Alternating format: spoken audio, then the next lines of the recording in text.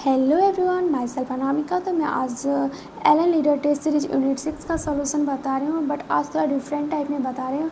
हमारे टेस्ट में इस बार यूनिट 6 में फिजिक्स से 3 चैप्टर आया था, alternating current, electromagnetic wave and rotational motion. तो आज मैं सबसे पहले बताऊँगी अल्टरनेटिंग करंट से जितना क्वेश्चन आया था उसका सॉल्यूशन बताऊँगी। इससे आप पता कर सकते हो जो कौन कौन सा कॉन्सेप्ट उसमें पूछा गया था। Question number 1 simple theory based है एंड क्वेश्चन नंबर 2 में हमसे पूछ रहा है इम्पीडेंस कितना होगा एंड फेज डिफरेंस। तो इसके लिए क्वेश्चन में हमें दिया है R बराबर XL एंड 2XC। तो इसके लिए हमें पता है ये इसका अगर हम डायग्राम बनाए तो ये हमारा R इधर आता है एंड XL इधर आता है एंड XC इधर आता है। तो इसके लिए हमें सबसे पहले निकाल लेते हैं सबका R। XL जो हो जाएगा वो R के बराबर हो जाएगा एंड XC जो हो जाएगा वो R/2 हो जाएगा। तो इम्पीडेंस निकालने का तरीका है XL माइनस XC का स्क्वायर प्लस R स्क्वायर। तो XL हमें दिया गया है R एंड XC दिया गया है R/2 का स्क्वायर प्लस R स्क्वायर। जब हम इसको सॉल्व करेंगे तो हमारा Z जो आ जाएगा वो √5/2R आ जाएगा। एंड फेज डिफरेंस के लिए सिंपली हम यहाँ से निकालेंगे तो ये जो हमारा हो जाएगा वो थीटा हो जाएगा। तो हमें पता है टेन थीटा जो होता है वो परपेंडिकुलर बाय बेस हो जाएगा। तो यहाँ से हम परपेंडिकुलर देखें तो XL देखें तो हमारा XL ज़्यादा है, तो हम यहाँ पे परपेंडिकुलर में XL माइनस XC लिखेंगे और बेस में R लिखेंगे। तो यहाँ पे XL माइनस XC हमारा हो XL कितना दिया गया है, XL R दिया गया है एंड XC R/2 दिया गया है और ये नीचे R। अब हम इसको सॉल्व करेंगे तो हमारा जो टेन थीटा जो आ जाएगा वो 1/2 आ जाएगा। क्वेश्चन नंबर 15 में बोल रहा है कि एक बल्ब को हम कैपेसिटर से सीरीज़ में ज्वाइन किए हैं और यहाँ पे जो वोल्टेज है वो कांस्टेंट है बट फ्रीक्वेंसी को हम इंक्रीज़ कर दिए हैं। तो अब बल्ब कैसा ग्लो करेगा। तो इसके लिए सिंपली हमें पता है कैपेसिटर जो होता है XC/⍵/C। अगर फ्रीक्वेंसी हम इंक्रीज़ किए हैं तो हमारा जो XC होगा वो डिक्रीज़ करेगा। तो XC डिक्रीज़ करेगा मतलब हमारा इम्पीडेंस डिक्रीज़ करेगा, क्योंकि हमारा Z जो होता है वो R square plus XC square होता है। तो जब ये डिक्रीज़ करेगा तो हमारा इम्पीडेंस भी डिक्रीज़ करेगा। अगर इम्पीडेंस डिक्रीज़ करेगा तो हमें पता है IRMS बराबर होता है VRMS/Z। Z डिक्रीज़ करेगा तो I इंक्रीज़ कर जाएगा और V कांस्टेंट हमें क्वेश्चन में गिवन है। तो इसका मतलब कि जो बल्ब जो ग्लो करेगा वो मोर लाइट से ग्लो करेगा। क्वेश्चन नंबर 70 देखें तो यहाँ पे दिया गया है I1 cos ⍵t plus I2 sin ⍵t और इसमें हमसे IRMS पूछ रहा है कितना होगा। तो इसके लिए हमें कोई MR* नहीं लगाना है, जैसे हमें सिंपल क्लास में बताया जाता है वैसे हम कर देंगे। तो IRMS जो होता है वो √I² I1 cos ⍵t plus I2 sin ⍵t, ये हम पुट कर दिए इसमें और इस पर बार लगा देंगे। अब ये जो स्क्वायर, अब इसको हम तोड़ लेंगे क्योंकि इसको A² plus B² plus 2AB के फॉर्म में लिख लेंगे। तो अब हम यहाँ पे लिखे इसको तो I1 cos स्क्वायर ⍵t और ये I1 square and plus I2 square sine square ⍵t and plus 2 I1 cos ⍵t and I2 sin ⍵t and अब हम सब पे वार लगा देते हैं। तो देखो हाफ फुल अगर कुछ नहीं दिया है तो हम फुल साइकिल मान लेंगे एंड फुल साइकिल में जो कॉस हो या साइन का हो दोनों का वैल्यू 0 रहता है। तो ये 0 हो जाएगा तो पूरा इधर का 0 हो गया। तो अब हम इसको अच्छा से लिख लेते हैं, ये हो जाएगा I² cos स्क्वायर ⍵t पे bar and plus I2 square sine square and ⍵t।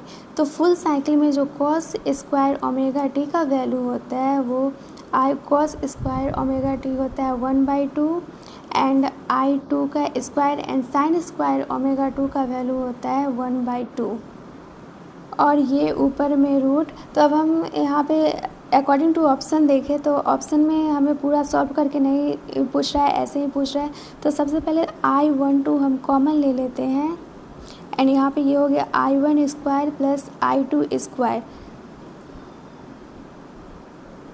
And अब इसको हम बाहर निकालेंगे तो ये हो जाएगा 1/√2 और ये हो जाएगा I1 square I2 square 1/2। Simple.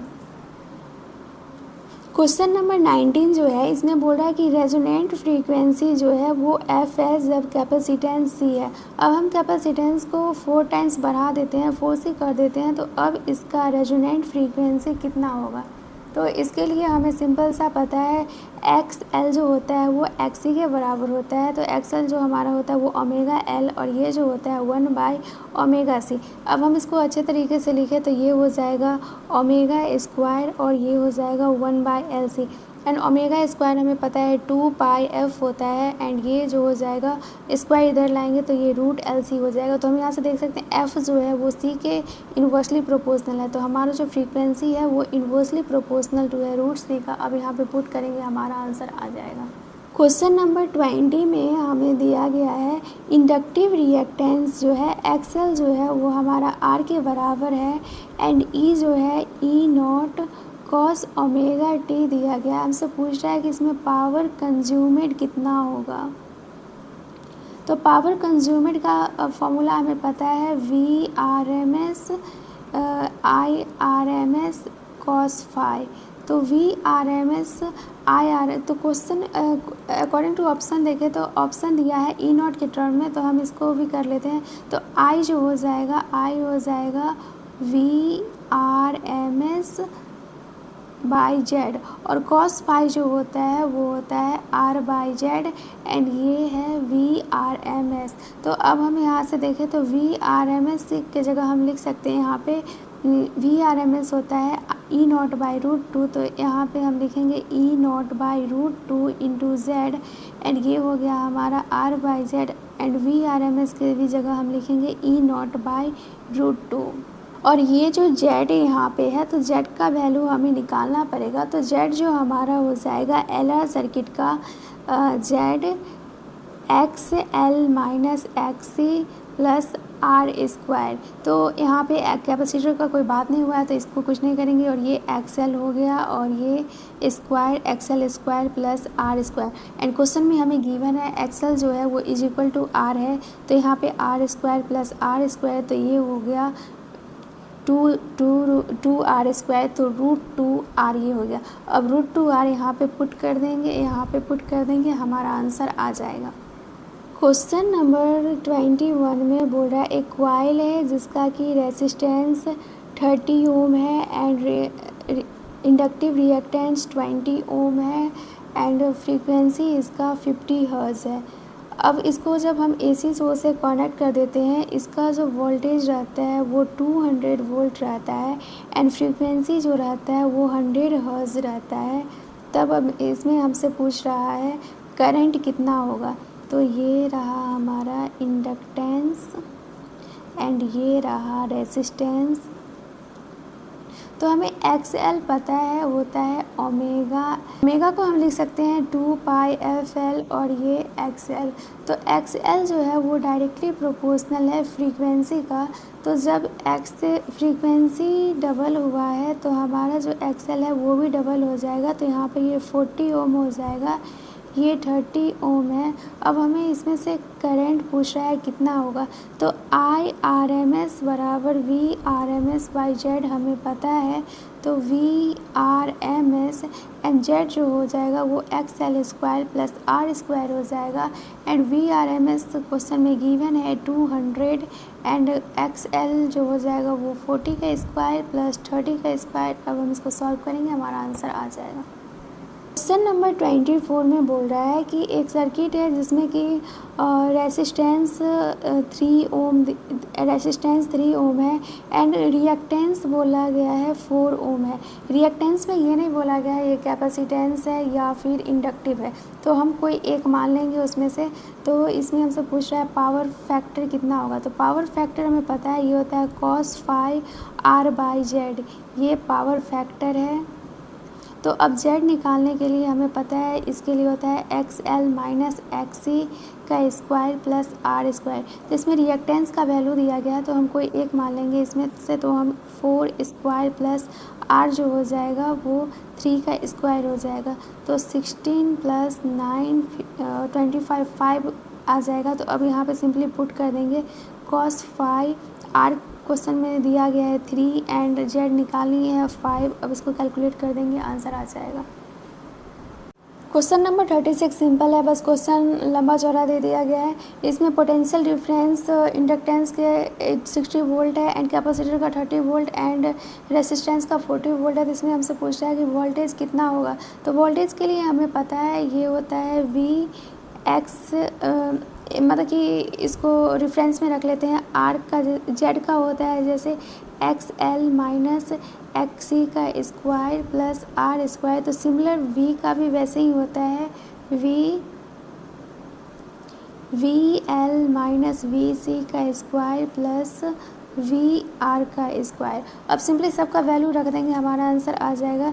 तो वी एल है 60 एंड वी सी है 30 का स्क्वायर एंड वी आर है 40 का स्क्वायर। बस अब इसको सॉल्व करेंगे, आंसर आ जाएगा।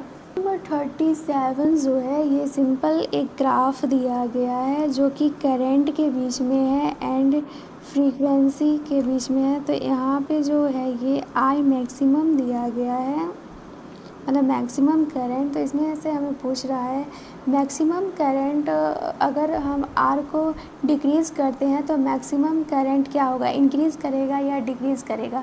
तो इसके लिए हमें पता है आई जो होता है वो वी बाय आर होता है। तो आर को अगर हम डिक्रीज़ करेंगे तो आई हमारा इंक्रीज़ करेगा, तो आई मैक्सिमम हमारा इंक्रीज़ करेगा। ये फर्स्ट हो गया। एंड सेकेंड में पूछ रहा है शार्पनेस ऑफ कर्व।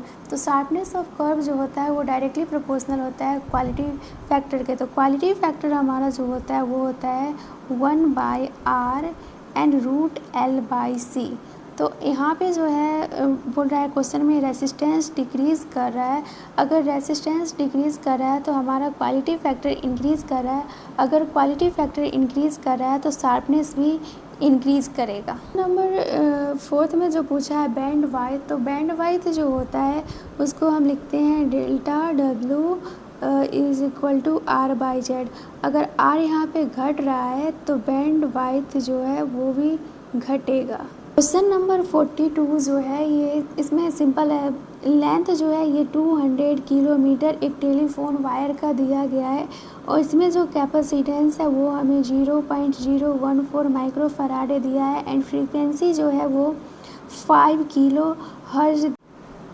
इंडक्टर का वैल्यू कितना होना चाहिए, इंडक्टर का वैल्यू कितना होना चाहिए जिससे कि जेड जो है वो मिनिमम रहे। तो जेड मिनिमम रहने का एक ही कंडीशन है कि वहाँ पे रेजोनेंस हो रहा होगा।